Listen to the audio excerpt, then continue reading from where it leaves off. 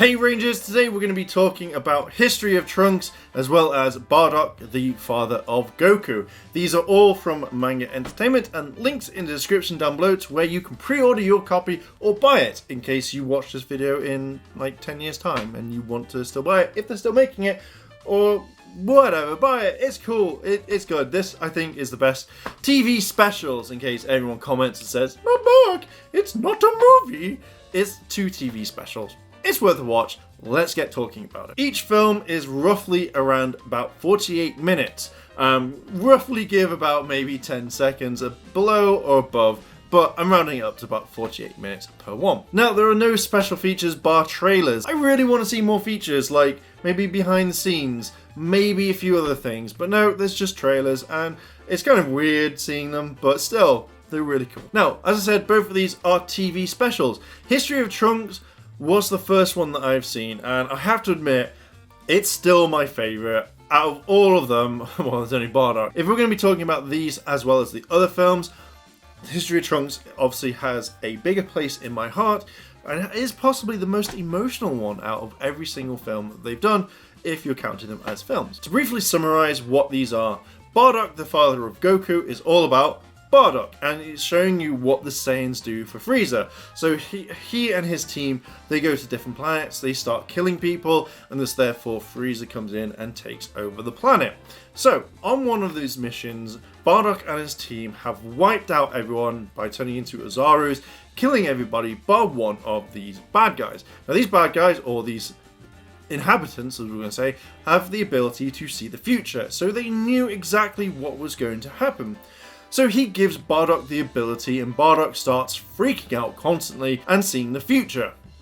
So he sees the destruction of planet Vegeta, he sees his son Goku constantly, or Kakarot, constantly all the time. And this isn't that bad. It's very kind of weird because you see the whole movement from being a badass to, I want to save everybody, but I can't. And this video is going to contain spoilers, but if you haven't seen these already, then watch it, buy it, because you'll really enjoy this one on Blu-ray. As Bardock is trying to convince everybody that, hey, you know, Frieza's coming, they all don't believe him, thus therefore Bardock sees Kakarot, or Goku, seeing everything going on, and boom, that's it. Frieza destroys the planet, and obviously we know now that Bardock gets sent back in time. That's a really weird one. I might review that.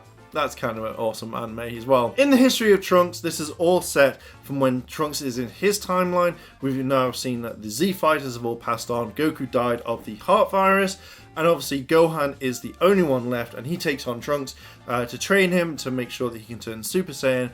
But as we see, the androids are just destroying everything straight away. They are having fun, they are just killing everybody straight away. And this is when Trunks then has to go back in time after the death of Gohan, and obviously just knowing what to do and how to do it. And you see a massive big character development in Trunks from the very beginning to the very end. So let's now talk about the animation. Now the animation was really nice. It was nice to see the Japanese text onto some of the stills when actually watching Bardock. I have to admit also that when watching and you saw certain stills being frozen to kind of give it more kind of a better feel to this, it really made me pay attention because you could see that Akira Toriyama had really butchered his name, but he drew it, or you know, it was drawn amazingly well, and it stood out because it had more detail than it would do the rest of it. But this animation for Bardock also reminded me a lot of the Frieza saga going up to it before the kind of slight animation change within the history of Trunks. Now I hadn't seen Bardock for a very long time. I hadn't seen it when I was a kid because we didn't get it over here.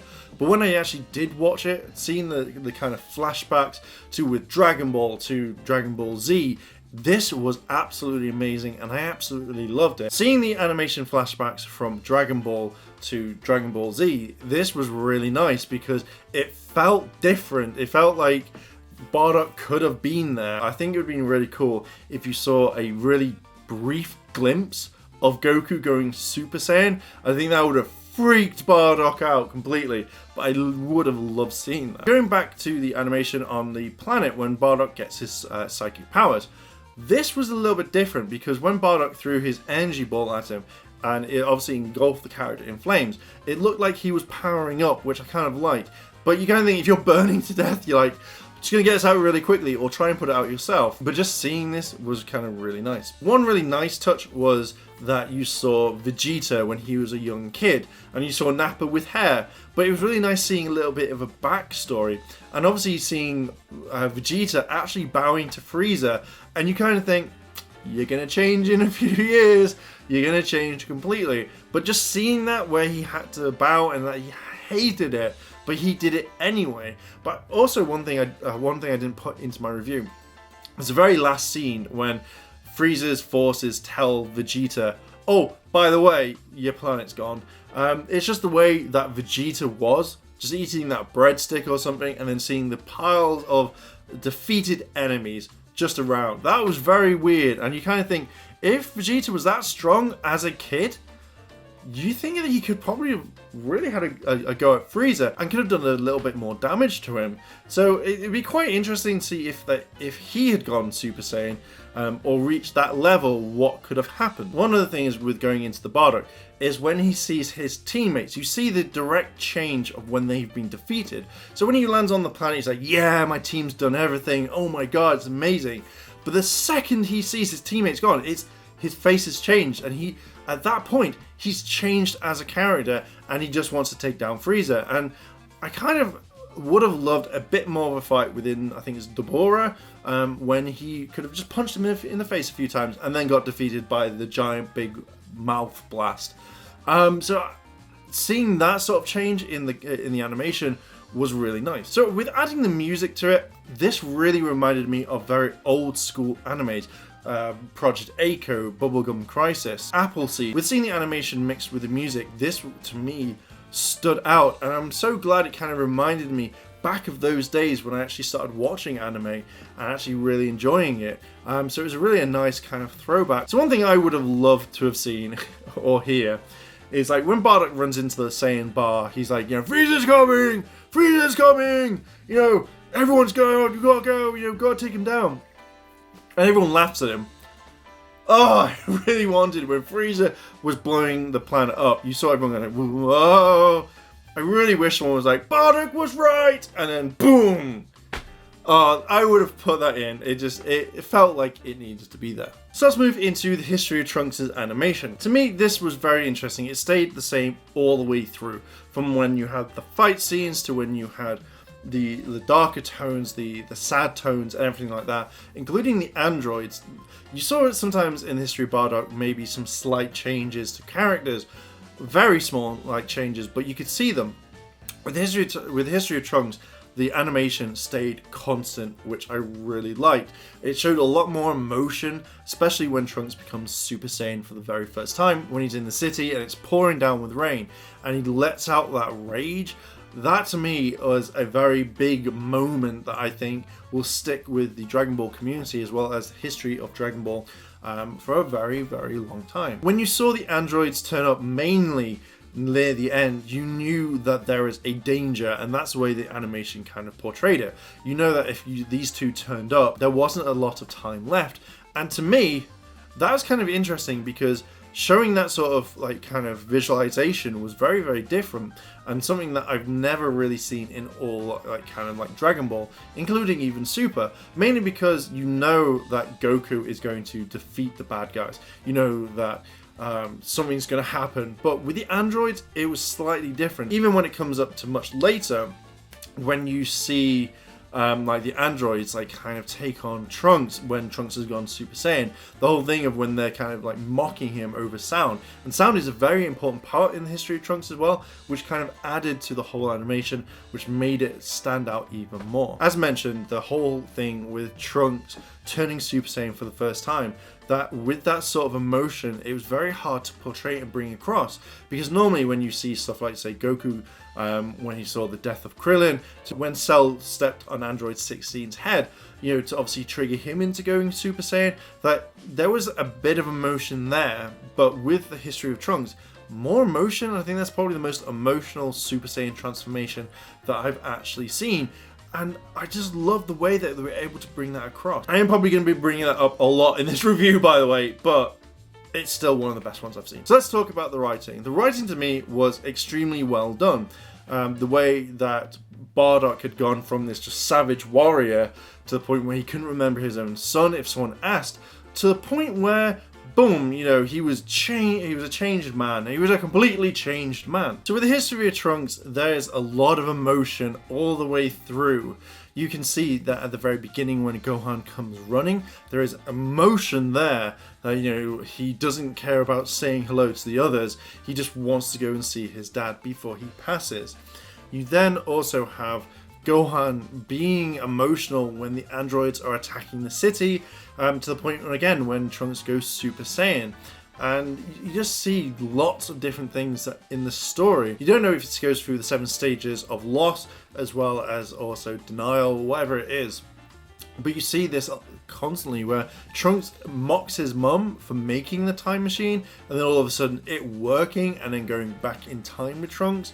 There's so much that this anime packs in, which is why it's possibly my favourite of the Dragon Ball Z films, or if you're just going to class it as specials, it's my favourite TV special. One thing that this special brings in is when the androids are at the theme park and they take out a load of people as they're going on a ride. You see one of the attendants ringing the army, but when you just hear his voice going like, "Hello, is this the army or the revision?" It's like, "Hello, is anyone there? You know, the androids are attacking." You just come back to this whole wasteland of the fallen soldiers, and then obviously you've got just like the sound going there, which is quite eerie to me. Also, when Gohan loses his arm, he doesn't give up. He's not like, well, I can't stop. He will continue fighting, and I really like that as a character.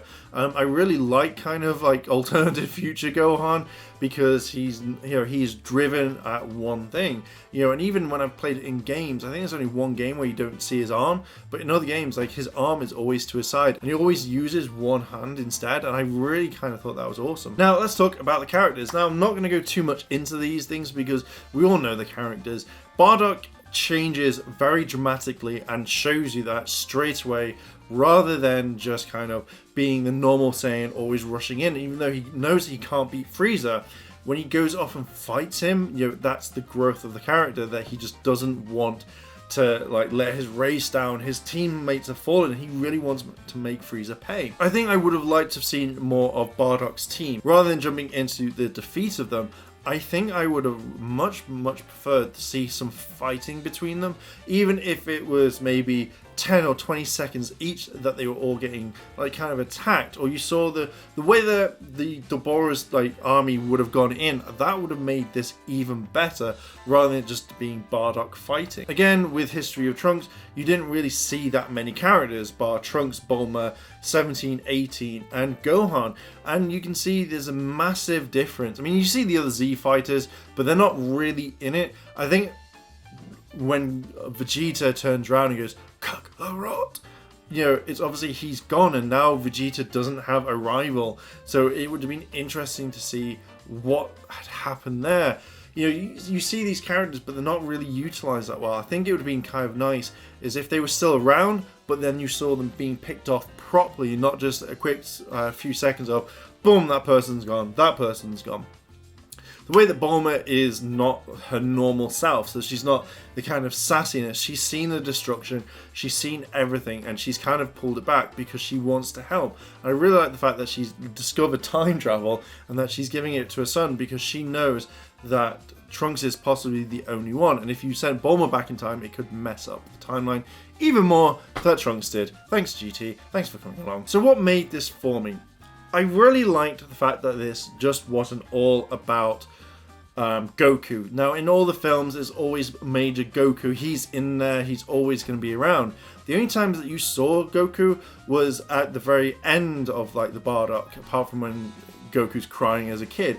But you could see that they didn't put him in there. Obviously, Bardock looks a lot like Goku, or Goku looks a lot like Bardock. Anyway, because he wasn't in both of them, it's made it refreshing that you could see the other characters and they could bloom and they could do things. This is what I really liked, and if they do more specials later, or TV films, or films in general, it would be quite interesting if they would do that route again and not just put Goku there. You saw more feelings, so more emotion put into these two rather than it just be normal, and it was nice to see that someone else wanted to take down Frieza, even though he was taken down really quickly. It was nice seeing in the history of Trunks that Trunks was naive at the very beginning, and you saw him when he wanted to take the androids, he didn't care about his life. But when he went back in time, and obviously when you've watched it in Dragon Ball Z, Trunks isn't the sort of person anymore to kind of go off on his own and say, hey, I'm going to come and attack you. He learned that lesson really quickly and grew as a character, and that's what made History of Trunks a very amazing film to me. When it comes down to these two films, I can remember a lot more what happens in them compared to, say, Lord Slug or Tree of Might, where those films were decent, but they didn't really kind of leave something for me to go, I actually really want to watch them again, or I can repeat what I saw in Bardock and Trunks. So I kind of really like this. So my final thoughts are, I would highly recommend getting these two, to add them to your collection. Even if you've not collected all the others, collect these two, because these do tell a bigger story. Now, I would have loved if you would have got the special that they put on the Xbox one, I think, where you saw the Bardock being a Super Saiyan for the very first time. I think that would have been really cool, but these two are definitely worth collecting. They are definitely worth adding to your collection. You will love the story, and if you introduce it to your friends, they will also enjoy it as well, if they're Dragon Ball Z fans or into anime. But these two specials or films, they are highly recommended, and I cannot recommend them highly enough, more than enough, whatever enough. Buy these films, links in the description towards the pre-order, as well as if you want to buy it in case the pre-order time's gone. But highly recommend it. You won't be disappointed with these two films. So Rangers, what are your thoughts on this? Did you like the History of Trunks and Bardock? Would you give it a miss? Would you collect it? Let me know down below in the comments, and if you've liked this video, like, favorite, comment, and consider subscribing. Check out all the other videos we've got on the channel, and if you want to help out the channel on Patreon, links in the description down below. And as always, Rangers, thanks for watching, and I'll see you in a bit.